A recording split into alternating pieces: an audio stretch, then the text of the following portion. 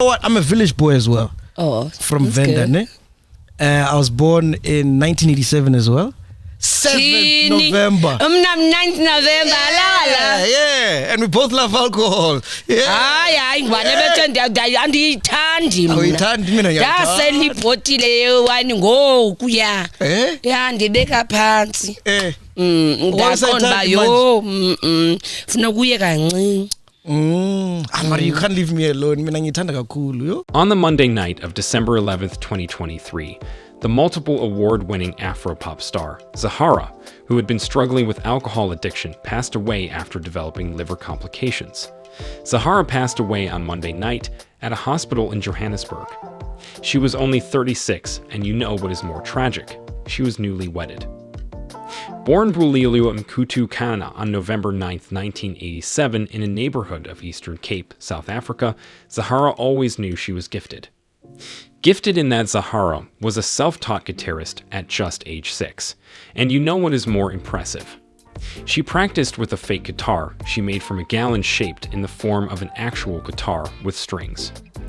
Yeah. How do you even do that, Sol? How do you teach yourself to play guitar, bro? Hey, at 6 years old? Bro, you must be a prodigy. I took a gallon of oil and then obviously I put the strings because I saw other people, like our forefathers and everybody at the village that they were doing that. So I put it together and then I started playing. But when I started playing, I was old, and then I started playing with Loli at home with my mom.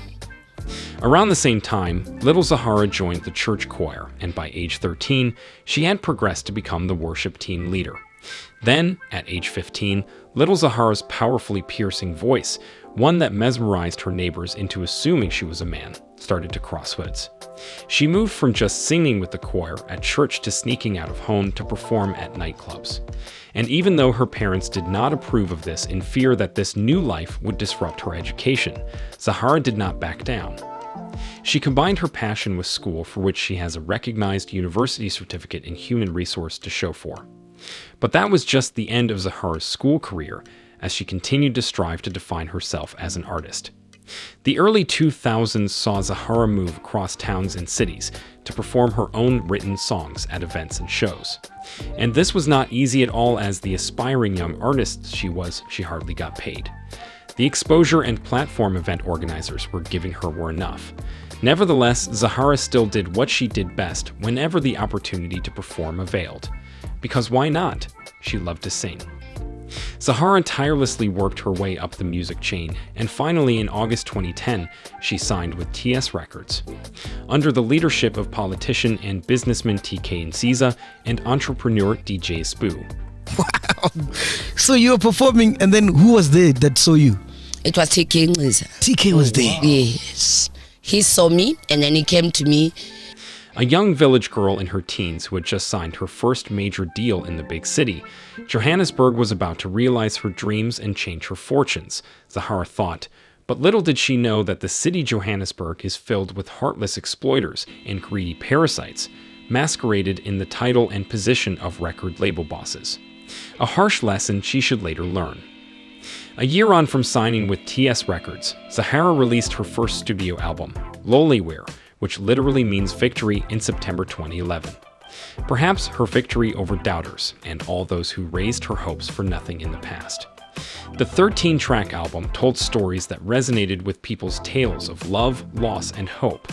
Zahara, through the Loliwear album, referenced apartheid activists like Walter Sisulu, Nelson Mandela, and Helen Joseph, essentially sending the message across to fellow South Africans to pick themselves up in grievous times. The album proved Zahara's magnificent control and command of language, as she blended English with Xhosa all the way through. And it was not so much of a surprise when Loliwear album achieved platinum status 13 days and double platinum in 17 days, selling more than 100,000 copies in South Africa alone. Loliwear till date is still the second fastest selling album in South African music history. The remarkable success of the album meant international fame was also part of the items in the goodie bag.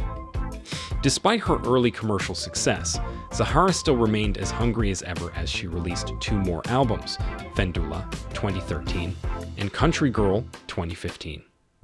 Her fame and finely tuned voice complemented her charming looks, which were spreading like wildfire to the point where even Nelson Mandela requested that Zahara sing to her while he was on his deathbed in 2013. Yo, best performance. Yes. Yes.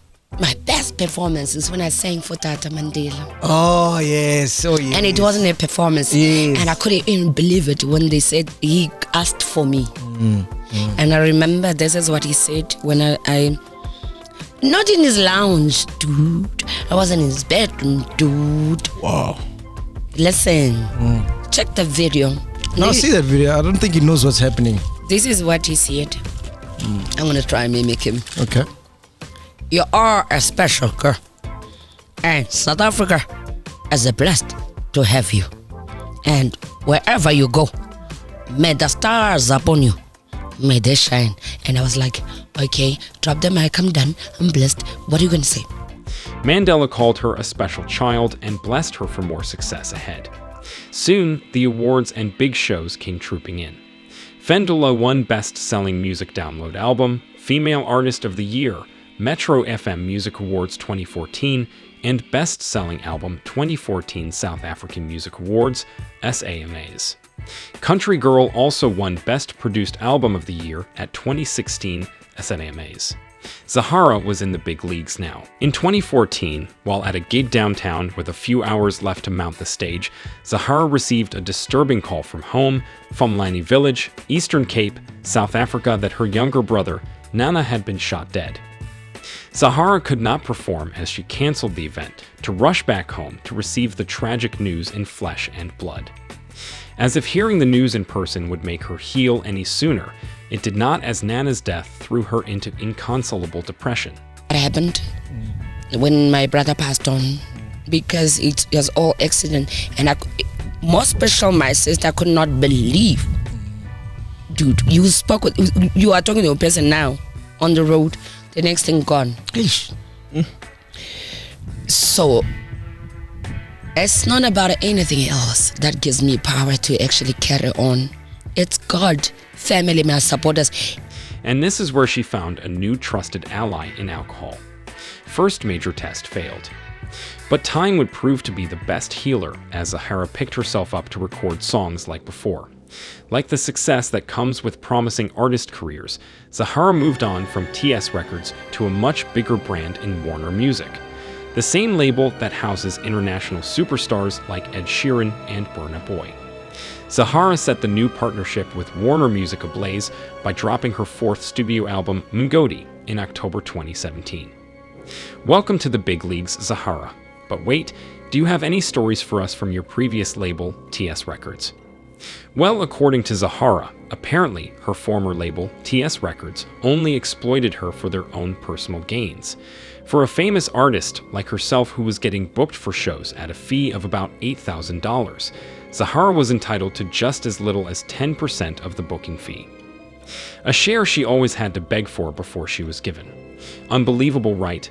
Two more questions. In 2019, it was reported that you wanted to sue TS Records because you believe they owed you 10 to 30 million in royalties. They still owe me. For real? It's for real, bro. You think I will go to the news? Oh, so you went to the news? Yes. I went to the news. I did not go to the papers. Live on TV. It's all about that, and I do not want to relive the past, Mna.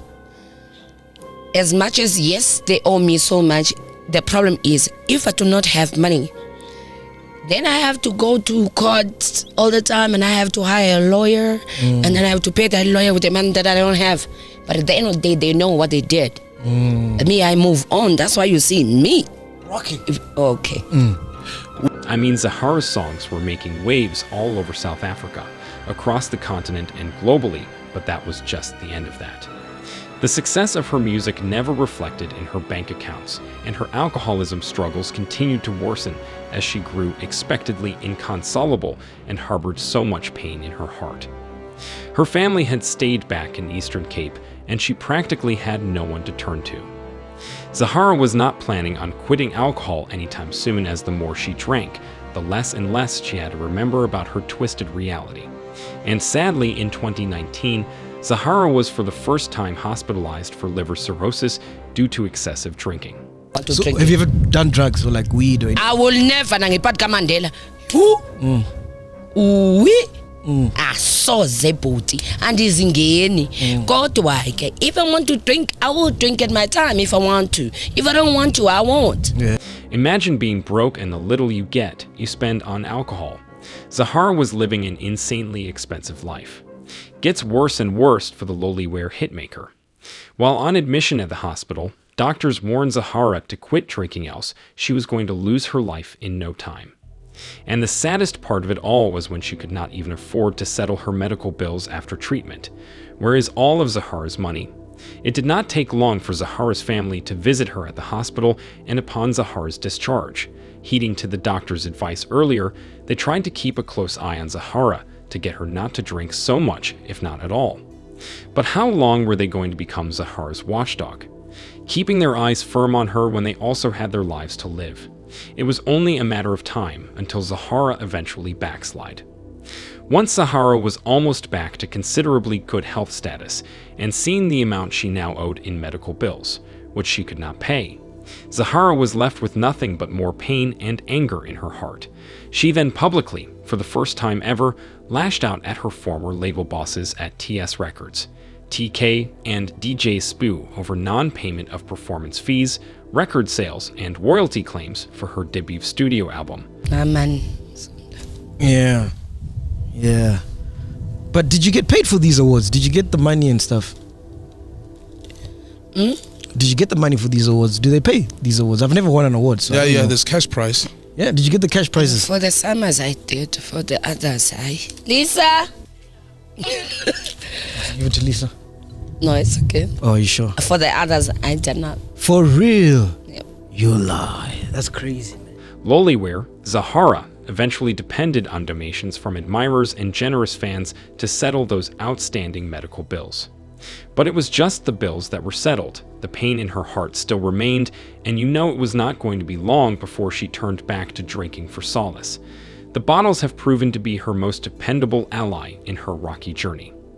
And then, after COVID pandemic in 2020, which literally put the world at a standstill, Zahara's emerging troubles followed her into 2021 as she lost her elder sister Namande to a gory car accident in March that year.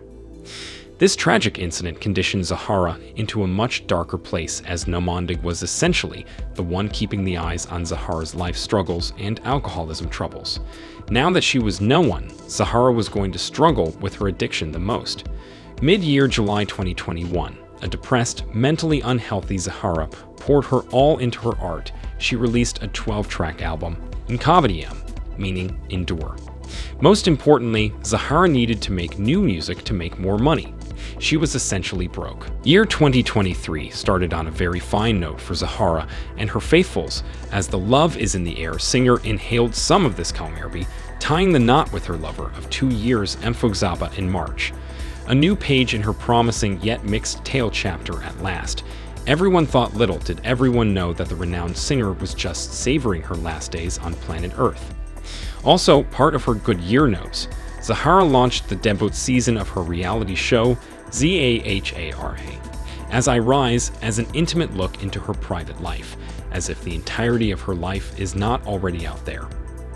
And now to the part we have all been dreading. Zahara was hospitalized again in November 2023 for the same liver complications again. She spent 2 weeks at the Johannesburg hospital, where she eventually breathed her last on Monday night, 11th December. But this here sums Zahara's promising yet agonizing life up. Right after her demise, South Africa's culture minister, Zizi Kadwar, reported of how the government had to come through financially to try and save arguably South Africa's greatest singer's life, which was deemed a good thing by all South Africans, given Zahara's contribution to the country in terms of arts and culture. But little did everyone know that the government intervened as Zahara was broke and her family were unable to afford her treatment bills. In fact, Zahara's husband Xaba whom she married just 9 months ago, even had to put her on his dependent list of medical care, and additionally barred Zahara's family at one point from visiting her because they were not contributing anything significant. And then there is an even more disturbing story about two of Zahara's sisters going Christmas shopping with Zahara's credit card while she was fighting for her life on her dying bed. How I wished these were all false. Zahara, having won a total of 17 local awards plus a recognized brand internationally that earned her a spot in BBC's 100 Most Influential Women in the World 2020, would you say Zahara really had a successful career? Well, I guess success is relative, but one thing we can all agree on, given the facts, that Zahara's case is clearly one of those where a promising career gets ruined by bad decisions. The bad decision here: alcohol.